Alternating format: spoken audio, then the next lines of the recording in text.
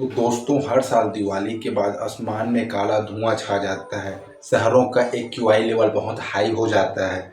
बुजुर्ग को सांस लेने में तकलीफें होने लगती है, बच्चे खांसने लगते हैं। तो बात यह है, क्या हम इस तरीके से धुएं से भगवान की श्री राम की पूजा करेंगे? तो क्या सच में यही उनकी सच्ची पूजा है? क्या इसी से भगवान श्री राम प्रसन्न होंगे? तो मैं आपको आज कुछ ऐसी सच्चाई बताने जा रहा हूँ, हार्श रियलिटी ऑफ दिवाली, जिसे सुनकर आप सोचने के लिए बिल्कुल मजबूर हो जाएंगे।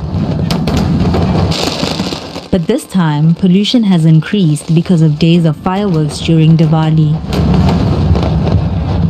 The Supreme Court allowed people to use green fire. के बाद दिल्ली जैसे बड़े शहर की बात करें जो एक्यूआई के लिए ऐसे भी बदनाम है, तो उसका जो एक्यूआई है 400 से 500 तक पहुंच जाता है। बच्चे बुजुर्गों को तो छोड़िए, यहाँ तक कि जानवर भी वहाँ सांस लेने में तकलीफ महसूस करते हैं। जानवरों में भी कई प्रकार की प्रतिक्रियाएं दिखाई देने लगती है। तो क्या इस तरीके से हवा में जहर घोल देना सही होता है? तो दोस्तों, दिवाली तो खुशियों का पर्व होता है, लेकिन ऐसे पर्व सेलिब्रेशन का क्या मतलब जो किसी की सांस रोक दे।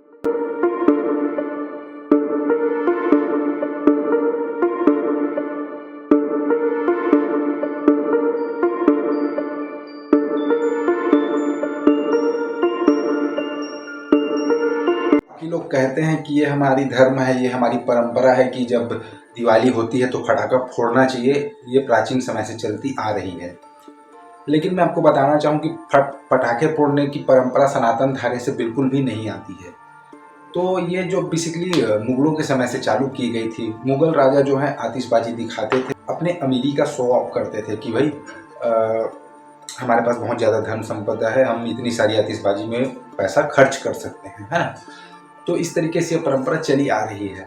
तो ये मुश्किल से अपनी 19वीं 20वीं सदी की ये परंपरा है। उससे पहले इस तरीके से नहीं होती। तो लेकिन जरा सोचिए, प्रकृति जो है, अगर इसमें काफ़ी सारे पेड़ पौधे रहते तो हो सकता है कि ये उतना कार्बन एब्जॉर्ब कर लेती तो हमें समस्या नहीं होती। लेकिन आज के समय में पेड़ पौधे काफ़ी कट चुके हैं, जिसके कारण क्या होता है कि धुएं इतने ज़्यादा फैल रहे हैं और उन्हें कार्बन को एब्जॉर्ब करने के लिए ज़्यादा पेड़ पौधे बचे नहीं हैं। और ऐसे भी यार, दिवाली जो है अच्छाई का त्यौहार है। देखो, दिवाली कब होता है? अमावस्या की रात को। और अमावस्या यानी अंधकार का प्रतीक। उस दिन हम दीपक जलाते हैं। दीपक जो है ज्ञान का प्रतीक है, अच्छाई का प्रतीक है। तो दिवाली हमें अच्छे तरीके से मनानी चाहिए, इस तरीके से नहीं कि हम अपने ही प्रकृति को नुकसान पहुंचाएं, अपने ही बीच के लोगों को नुकसान पहुंचाएं। अगर प्रकृति उतना बैलेंस करने के नौबत में रहती तो मैं बिल्कुल कहता, बेशक काफ़ी तौर पे सिविक सेंस की भी कमी नज़र आती है। कई लोग क्या है, दिवाली के दिन शराब इत्यादि पीकर असामाजिक तत्व बन जाते हैं। गाली गलौज करना, तेज बाइक चलाना और पटाखों के साथ मस्ती करना, एटम बॉम्ब्स को हाथ में लेकर फोड़ना या फेंकना, रॉकेट्स को हाथ में चलाना, किसी के घर की तरफ रॉकेट्स मोड़ देना। कई लोग तो स्काई शॉट्स वगैरह से लड़ाई करने लगते हैं। कोई किसी की तरफ स्काई शॉट जला रहा है तो फिर उसके तरफ रॉकेट छोड़ रहा है। तो इस तरीके से हमारा ये खुशी का पर्व है।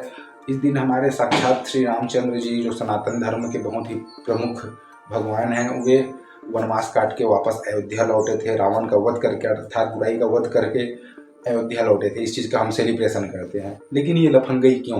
क्या हम एक सादगीपूर्ण तरीके से आचरण नहीं कर सकते? श्री रामचंद्र जी, जिसे हम मर्यादा पुरुषोत्तम कहते हैं, क्या हमें भी थोड़ी मर्यादा होनी चाहिए इस दिन? लेकिन कितने शर्मा की बात है ना, इस दिन हम थोड़ी मर्यादा रहते हैं वो भी बेच खाते हैं, बिल्कुल मिला के अमर्यादित हो जाते हैं। दिवाली में कई बार काफ़ी सारे जीव जंतु, जानवर, पक्षी इत्यादि मर जाते हैं बॉम्ब ब्लास्ट से। गायों कुत्तों को भी काफ़ी परेशानी होती है जो है स्ट्रे में घूमते हैं। और इसके अलावा हमें क्या मिलता है? ऐसा गलतियाँ हुई सो हुई। हमें बिल्कुल याद रखना है कि आगे से इस तरह की गलती हमें बिल्कुल भी नहीं करनी है। तो क्यों ना हम प्रण लें कि अब आने वाले समय में न केवल दिवाली, जो भी त्यौहार होगा, हम उसे काफ़ी अच्छे तरीके से मनाएंगे। हम बिल्कुल इस चीज़ का ध्यान रखेंगे कि किसी सामने वाले को तकलीफ ना हो।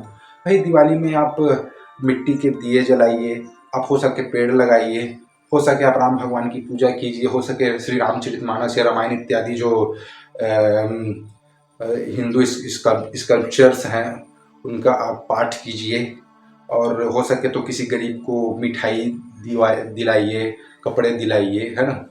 और खुद भी एक अच्छे तरीके से, सादगीपूर्ण तरीके से लक्ष्मी माता की पूजा कीजिए। सब फैमिली मिलकर अच्छा खाना खाइए, है ना। तो इस तरीके से मनाइए जिससे दूसरे को किसी भी नुकसान न हो। तो इसी के साथ मैं आज की इस वीडियो को ख़त्म करना चाहता हूँ। तो दोस्तों, वीडियो अगर पसंद आया तो वीडियो को लाइक कर चैनल को सब्सक्राइब जरूर कीजिए। और अवेयरनेस फैलाना चाहते हैं आप तो अपने दोस्तों को ज़रूर शेयर कीजिए। खासकर जो इस तरीके से लफंगाई करते हैं त्यौहार में, उसको तो आप बिल्कुल शेयर कीजिए, ताकि इस वीडियो को देखने के बाद उनमें भी कुछ अवेयरनेस आए, उनमें भी कुछ सुधार आए। ओके, जय हिंद, जय भारत।